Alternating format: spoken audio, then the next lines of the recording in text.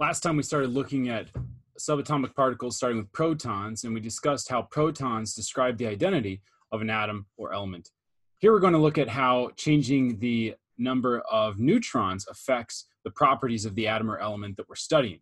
And really what that's going to get into is this topic called isotopes. So, sharing my screen with you all. Okay, so I said we're going to talk about isotopes. Isotopes, this is an important definition. These are atoms of the same element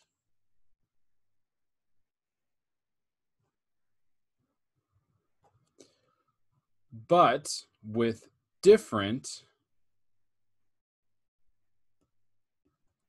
atomic masses. Okay, so new terms, we have isotopes and we have the term atomic masses. Really, what we're looking at is isotopes have different atomic masses and numbers of neutrons. So atoms that are isotopes of one another are the same type of element. What that means is if they're the same element, they have the same number of protons. Because recall, the protons define the identity of an element. Every carbon atom in the universe has 6 protons. If you add a 7th proton to that, if you add one more to get it up to 7 protons, you're going to be at nitrogen, no matter what. Okay, so isotopes, by their very definition, are the same element. They have the same number of protons, but they have different numbers of neutrons. What that leads to is different atomic masses. So let's define this term, atomic mass. And this is really the mass, and you can think of this outside of our fundamental physics courses as weight, the mass of an atom. Recall that protons have a mass equal to 1 AMU. Neutrons have a mass equal to 1 AMU. And electrons have a mass equal approximately to 0 AMUs, just much smaller than protons and neutrons. They're not massless. They do have mass, but it's so small compared to protons and neutrons that it really doesn't affect the mass of the overall element.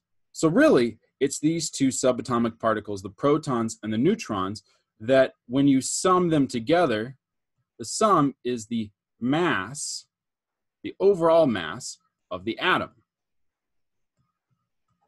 And that's the atomic mass. So let's say we have a question then. What is the atomic mass of carbon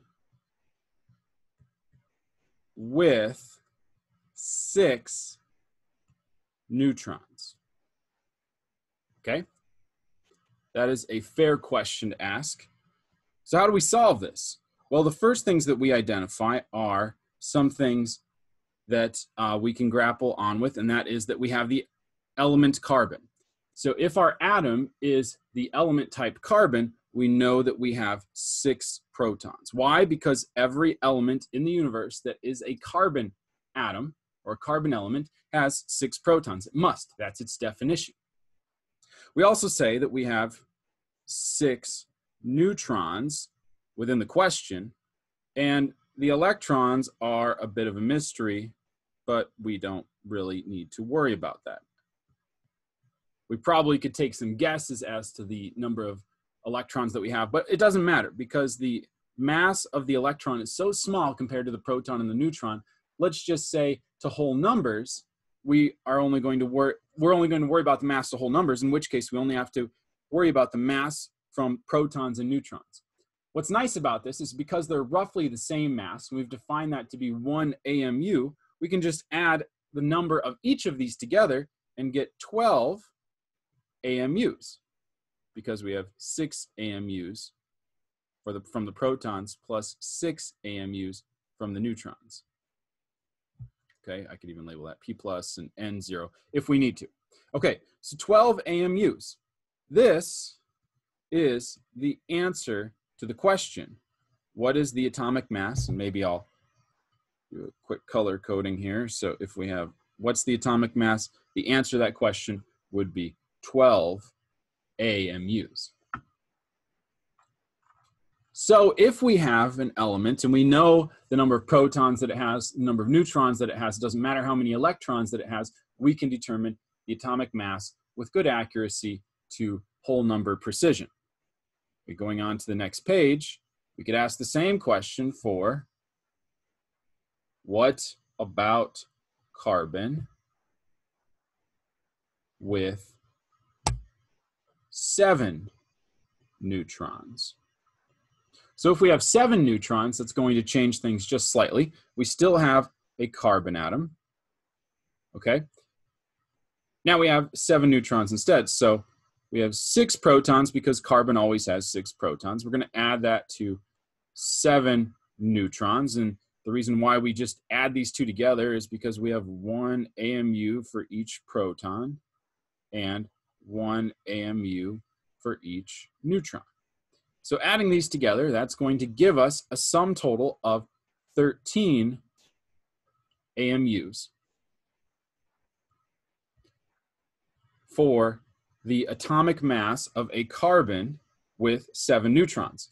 So carbon with 6 neutrons, carbon with 7 neutrons. These each have different atomic masses, where a carbon with 6 neutrons has an atomic mass of 12 AMUs, and a carbon with 7 neutrons has an atomic mass of 13 AMUs.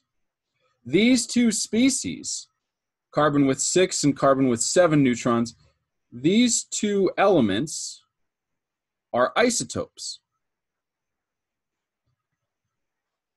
So these elements are isotopes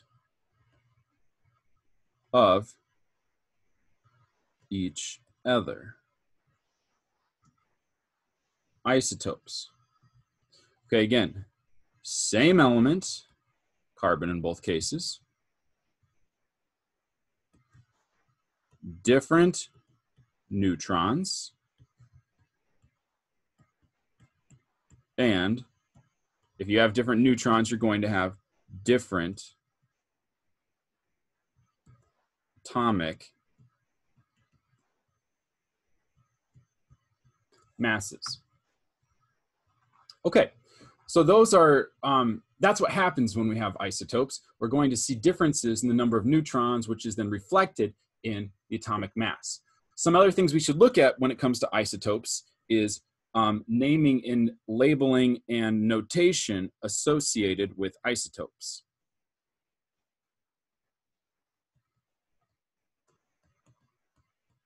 What you're going to do when you're trying to name and label isotopes is you need to first actually say the element name,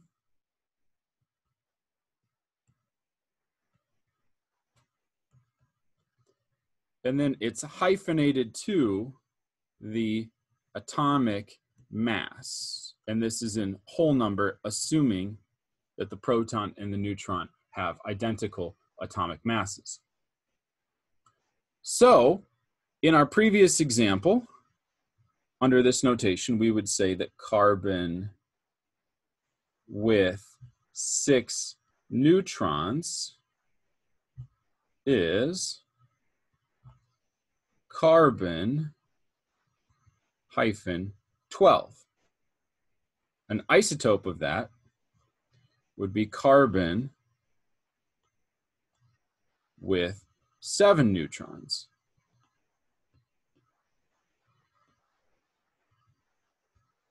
And that would be carbon 13. So that's one example of our notation. Another notation format that we should use is that involves the atomic symbol.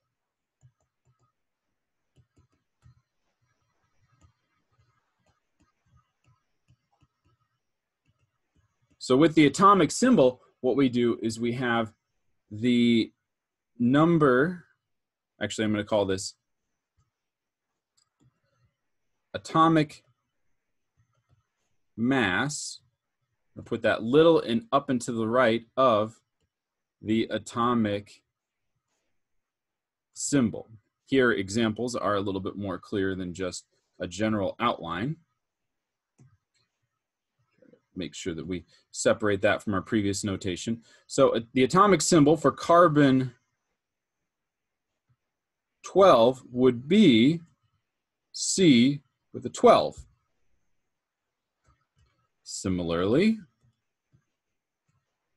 carbon 13 would be a C with a 13.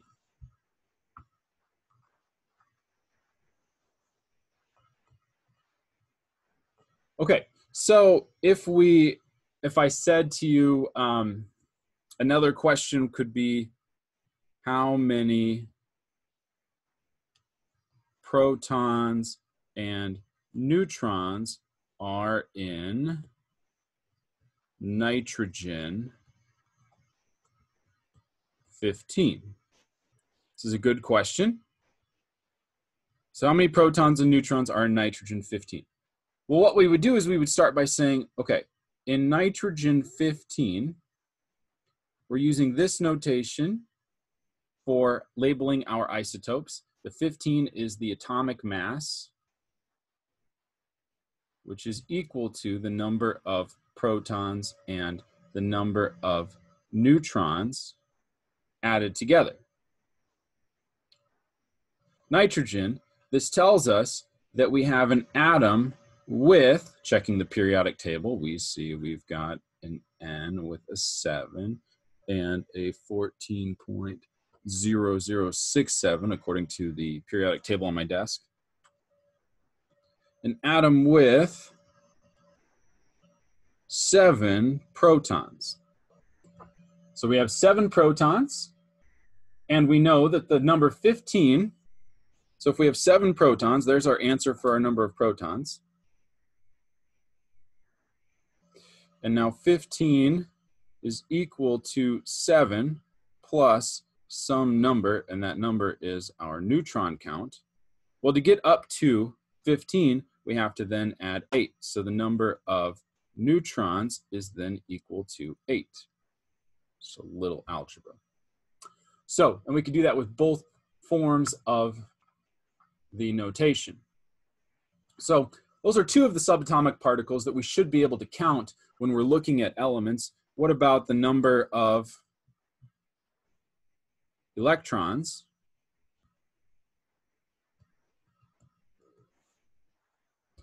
How do we know how many electrons? We need to wait on this. It's not super complicated, but we need to know the overall charge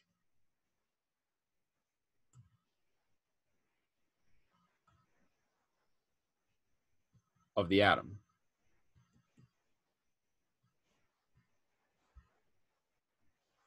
Okay, so we're going to wait on this.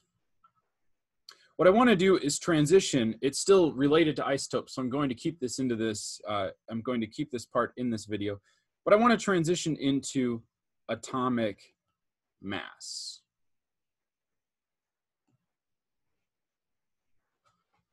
So, for example, well, let's remind ourselves, what is the atomic mass? If we look at the periodic table entry for carbon, we see a block that looks like this. We have a 6 above the carbon, or excuse me, a 6 above the letter C.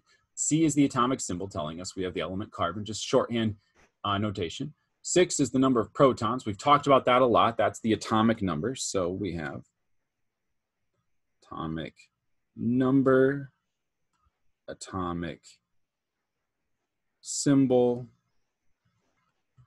What about the 12.011?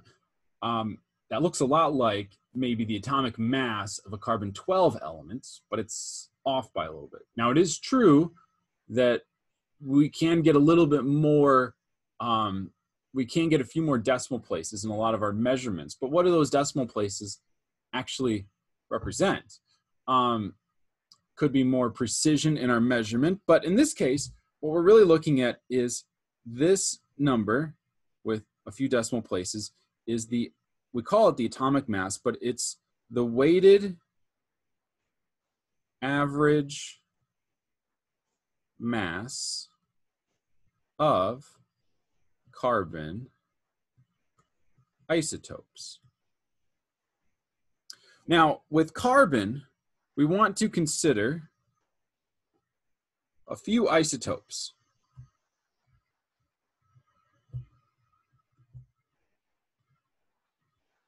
So we could have carbon-12, carbon-13, and carbon-14. So these four types of carbon, these four isotopes of carbon, all of them having 6 protons and a few different numbers of electrons, these are all found in the universe in varying amounts, okay?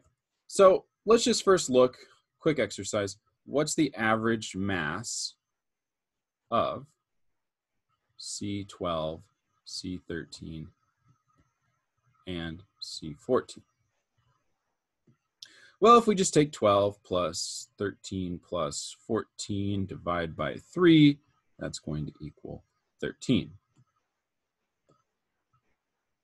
But that's not 12.011. Okay, so I said that the reason why I went through that exercise is because I said that the atomic mass is the weighted average mass of an element. So hearing the word average, maybe we want to do a quick average. Well, this isn't the number we see on the periodic table. Instead, we see 12.011. What we want to do is take the weighted average, where the weights assigned to each mass are related or equal to their relative abundance. So these weights are corresponding to the relative natural, and include the word natural here, relative natural abundance for each isotope. Relative natural abundance for each isotope. Now, what do I mean by that? Well, if you have any sample of carbon, what's cool about this is when I say any sample, I mean any sample. Whether you have graphite carbon, which has really no other elements attached to it, or hydrocarbon from gasoline, the stuff you pump in your gas tank, or to the carbon atoms in sugar, they all have the same isotopic composition. That is the same relative amounts of each isotope. That is, we have about 98.9% carbon-12. We have 1.1% carbon-13. And we have a trace amount of carbon-14. There may be some detectable amount of carbon-14, but there really isn't that much there because it is radioactive. Okay? Now, carbon-13 is found in every carbon sample, and it is stable, but it does not it is not found in high abundances compared to carbon-12. And there's some nice physical reasons why that's the case, but leaving that aside, what we can do is we can take 12, which is the mass of carbon-12,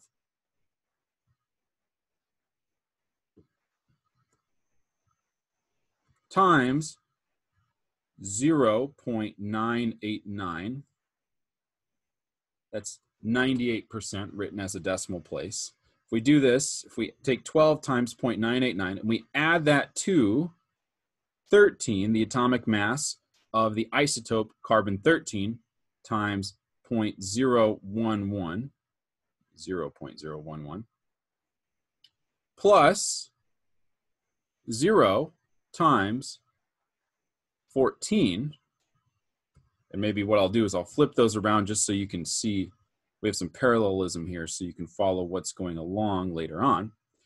If we do this, we take the mass of each element times the abundance of each element, we're going to get a number, which in this case, if you do the calculation and plug and chug this number, you get 12.011. So this is where that number comes from in the periodic table. So very useful numbers, kind of have broad implications throughout the universe. Okay, that is for every carbon sample in the universe, we will see a weighted average atomic mass of 12.011 unless we do some sort of isotopic enrichment where we try to purify isotopes away from other things. And we do that from time to time on this planet. But naturally, how these things are found without human intervention is we will see carbon having a weighted average atomic mass of 12.011. For the most part, going back to this, for the most part, these are the types of ratios that you see. You have some sort of major isotope that's formed, whereas the majority of carbon we see in the universe has a mass of 12. There may be some, there's probably going to be some secondary amount, a smaller amount of some secondary isotope, not too much is formed. And in some cases, we get to a radioactive isotope, where if it's radioactive, it's not a stable atom, and so it's actually going to naturally decompose through radioactive decay over time, and so it's not going to accumulate that much in nature. Okay, some interesting things that can emerge is if we look at, for example, this element on the periodic table, which is element 17, has the atomic number of 17. This is chlorine. It has 17 protons. And its atomic mass is, interestingly, about 35.5.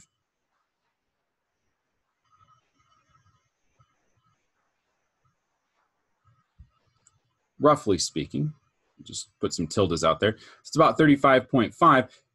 If we look at the isotopic abundances, what this tells us is that we have some chlorine 35.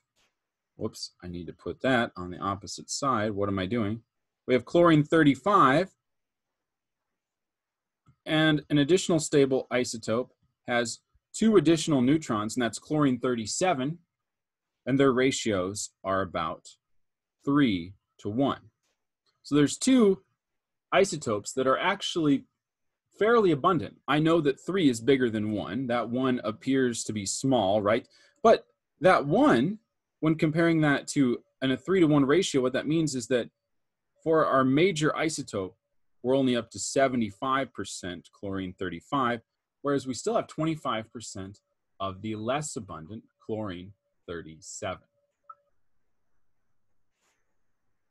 Okay, so that's a quick look into isotopes, looking at how to identify them, what the standard definition was, what implications we have when we have isotopes, some examples of each of them, how to label them, how to notate them, that sort of thing. And we're going to carry this forward, looking at atomic mass in broader detail. So anyway, thanks for watching.